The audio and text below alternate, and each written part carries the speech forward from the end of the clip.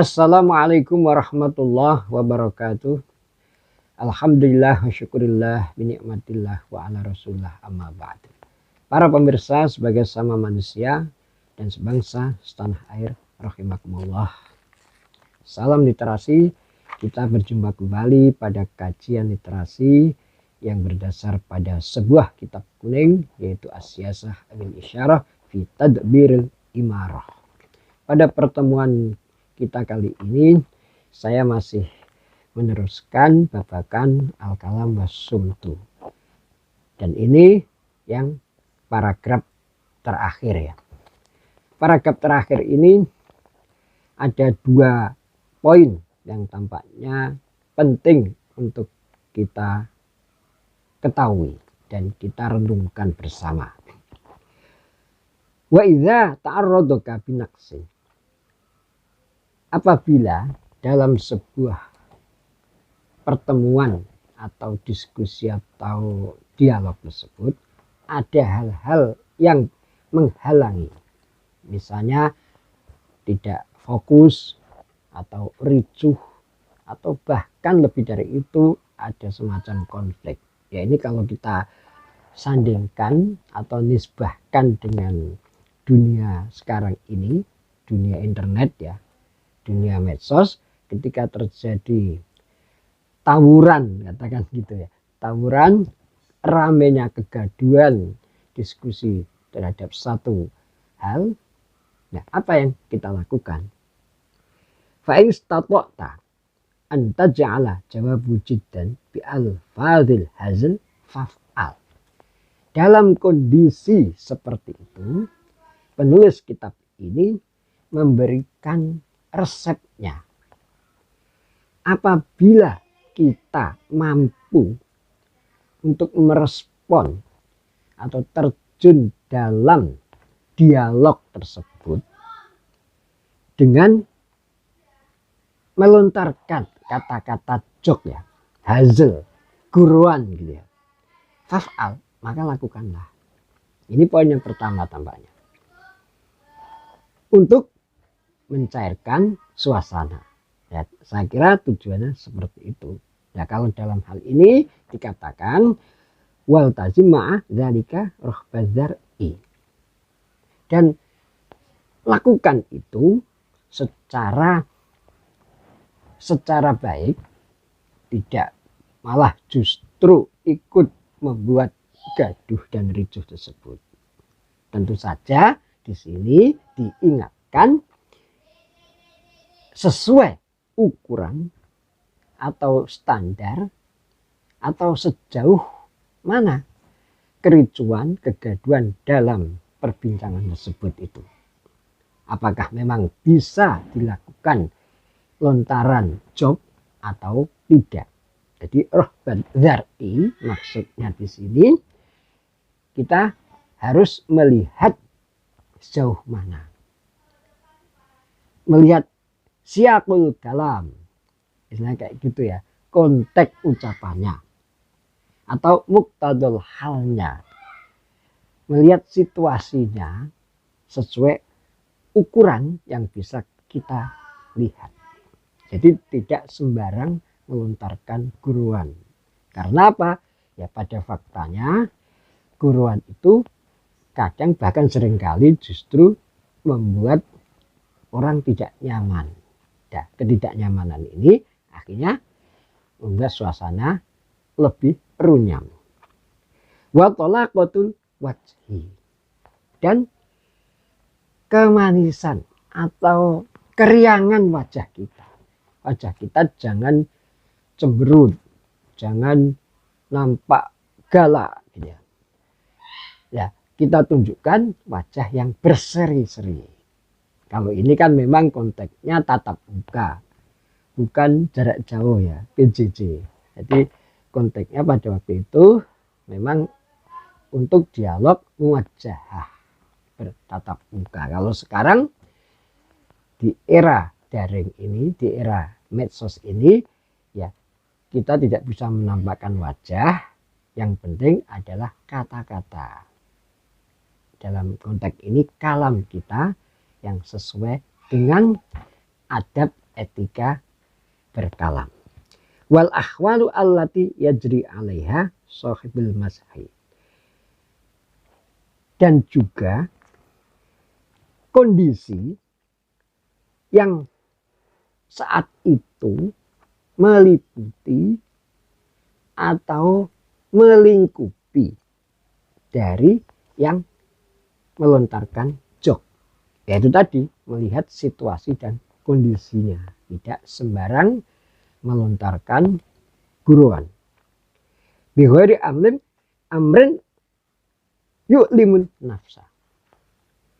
Syaratnya adalah guruan tidak menyakiti atau menyinggung pada diri teman dialog kita atau halayak gitu ya, kalau dalam konteks medsos sekarang ini ya netizen, warganet gitu ya. Jadi supaya tidak memberikan destruksi terhadap netizen, terhadap orang yang kita ajak dialog itu. Fa inna dzalika arda'u liqaulihi. Karena yang demikian itu akan bisa memberikan rambu-rambu atau memberikan peringatan batasan dari ucapan kita. Kalau kita mampu melihat situasi dari dialog tersebut, ketika terjadi naksin tadi disebutkan ya, naksin itu ya kekurangan dalam pertemuan atau perbincangan, adanya gesekan, adanya kericuan itu tadi. Nah, dengan kita berhati-hati melontarkan job guruan tersebut, maka itu bisa menjadi cara yang bisa memberikan pembatasan terhadap ucapan kita. Kita jadi tidak mudah melontarkan ucapan atau kata-kata, kalam, atau sekarang di medsos itu tulisan yang justru membuat bertambah gaduh. Ibarat kita menyalakan api pada situasi yang sudah memanas itu. Sudah ada minyaknya, kita malah justru menyalakan api. Apa yang terjadi? Ya kita bisa bayangkan, akan terbakar. Ini poin yang pertama yang tampaknya dipandukan oleh penulis dalam konteks situasi itu tadi. Muqtadul halnya. Wa asyaddu lil istighfaf bihaqqihi. Masih poin yang pertama. Hal-hal yang demikian itu ketika kita bisa membatasi diri kita, ucapan kita, kita tidak terpantik, kita tidak tergoda untuk mengeluarkan kata-kata yang dalam hal ini adalah jok guruan, itu juga akan memberikan bekas. Bekas dalam hal ini adalah mencairkan. Bekas mencairkan situasi yang seperti itu. Situasi yang kalap, yang gaduh akan menjadi cair. Di sini dibahasakan lil istighfafi bihaqqihi. Kalau saya bayangkan, saya terjemahkan adalah kita membayangkan dalam situasi tersebut harus ada ice breaking. Istilah pelatihannya tersebutnya. Ada hal yang perlu untuk bisa mencairkan. Wa ini istata'ta an taf'ala af'alika kullaha dunal wa'di biha faf'al. Poin yang kedua, apabila kita mampu untuk mengejawantahkan apa yang menjadi standar perbuatan kita, tingkah laku kita, perilaku kita. Jadi tidak hanya berkalam atau melontarkan kata-kata dunal wa'dibiyah tanpa ada ya semacam kita memberikan janji gitu ya dalam konteks ini. Faf'al maka lakukanlah. Jadi poin kedua yang demikian itu apabila kita mampu untuk bisa melakukan hal-hal yang memang menjadi pemikiran kita setelah kita berhitung dengan akurat, matang, dewasa, tidak gegabah, tidak gerusa-gerusu, seperti kemarin disebutkan tidak terburu-buru, maka ya lakukan nafa in fa'altal lima lam takul ajmalu min qaulika. Jika apa yang kita lakukan itu selagi kita tidak melontarkan kata-kata ya, itu akan lebih indah daripada ucapan. Jadi artinya tindakan perbuatan kita yang kita wujudkan dalam rangka untuk meredam situasi seperti itu tadi, itu akan lebih indah daripada kita hanya melontarkan kata-kata. Jadi satu ketika pada poin kedua ini perlu tindakan yang nyata, tidak hanya sekedar ucapan. 5 lam taf'al wa in ghalabta 'alal kalam fala taghlibanna 'ala sumti.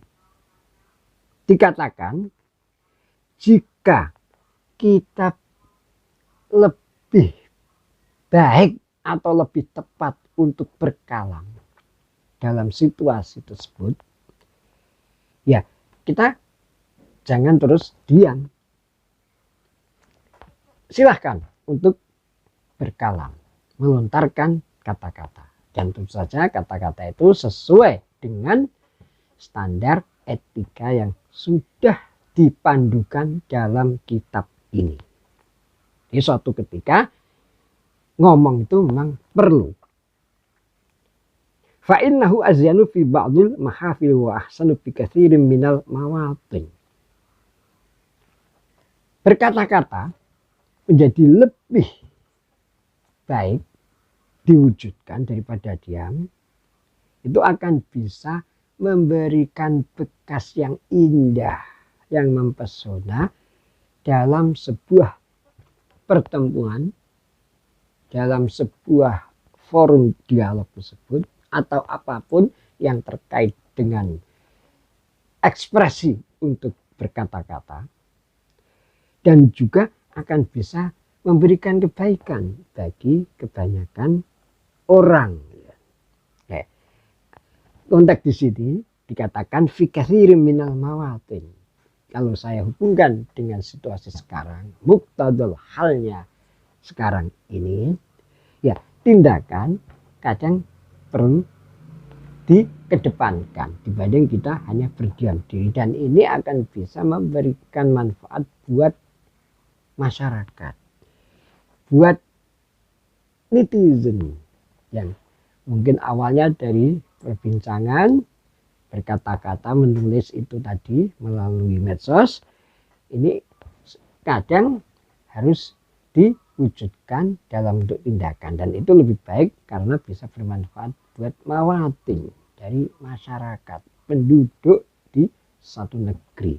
Ini konteksnya lebih luas, jadi jangan dikira apa yang kita katakan ini hanya untuk skup kecil, tetapi juga bisa berdampak pada skup skala makro yang atau yang lebih besar. Ini perlu diingat. Wa fihi juz'un minal wikor. Sikap-sikap itu tadi, baik poin pertama maupun yang kedua, menurut penulis kitab ini merupakan bagian dari kesantunan, keadaban, keperadaban.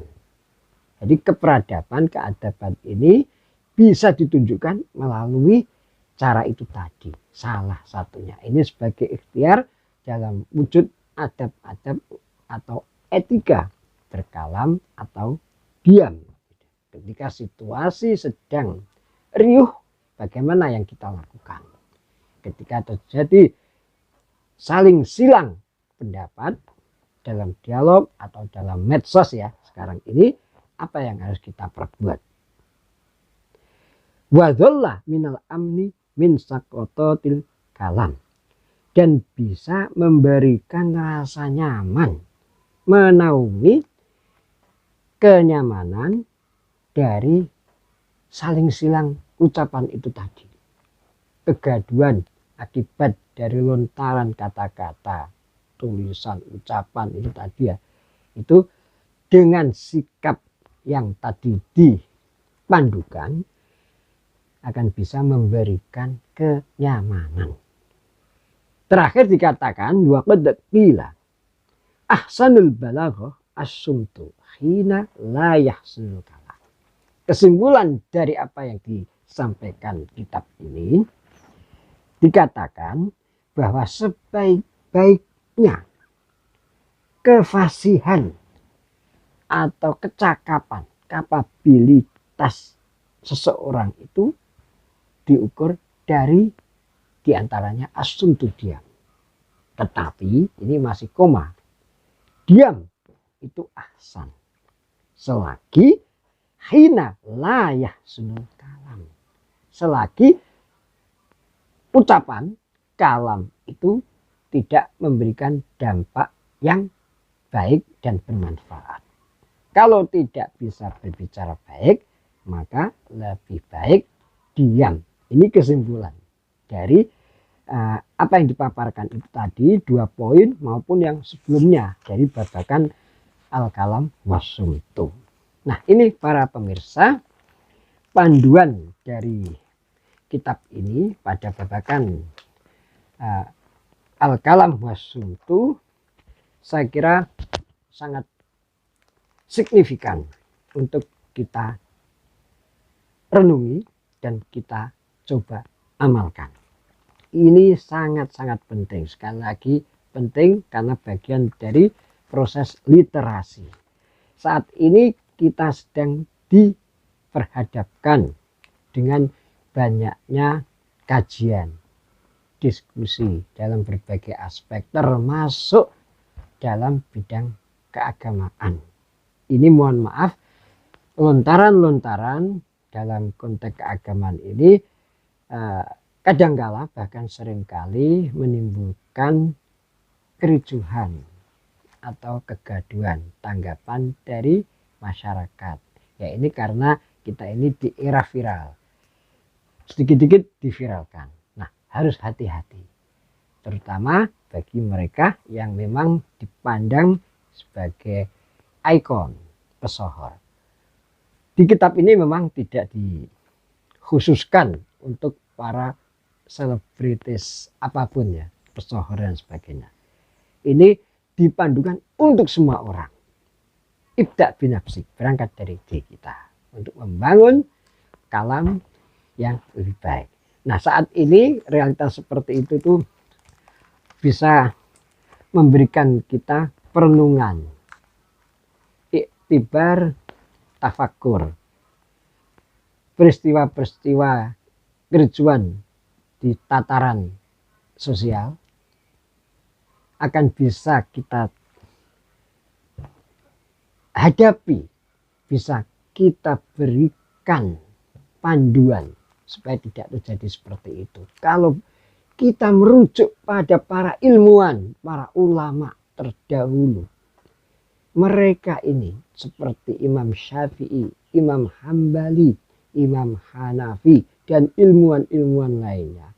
Ketika diajukan as'ilah, pertanyaan-pertanyaan, jawaban yang diberikan tidak serta-merta, tidak gerusa-gerusu, dan bahkan tidak bersifat fatwa. Misalnya, Imam Syafi'i ketika ditanya oleh muridnya tentang persoalan, beliau tidak langsung menjawab, bahkan diam, sehingga menimbulkan keheranan dari muridnya. Mengapa heran? Ya, beliau menjawab, saya harus berpikir, harus membaca, menelaah. Kalau memang bisa saja, akan saya jawab. Kalau tidak, ya tidak. Imam Ibnu Hambal, beliau ditanya 40 masalah. Yang dijawab cuma dia. Ini karena ikhtiyat, kehati-hatian dari seorang arif, seorang ilmuwan muslim, supaya tidak terjadi apa yang disampaikan itu menimbulkan persoalan baru. Dan masih banyak lagi ilmuwan dulu, para ulama dulu yang selalu menjawab dengan la adri, saya tidak tahu, ketika ditanya oleh masyarakat, oleh muridnya. Jadi tidak mudah menjawab persoalan itu, tidak mudah merespon, harus literasi. Ini menunjukkan bahwa para ulama dulu, ilmuwan dulu itu, termasuk yang dipandukan dalam kitab ini, memberikan ikhtiyat, syarat-syarat untuk bisa melakukan atau menjawab, merespon satu persoalan.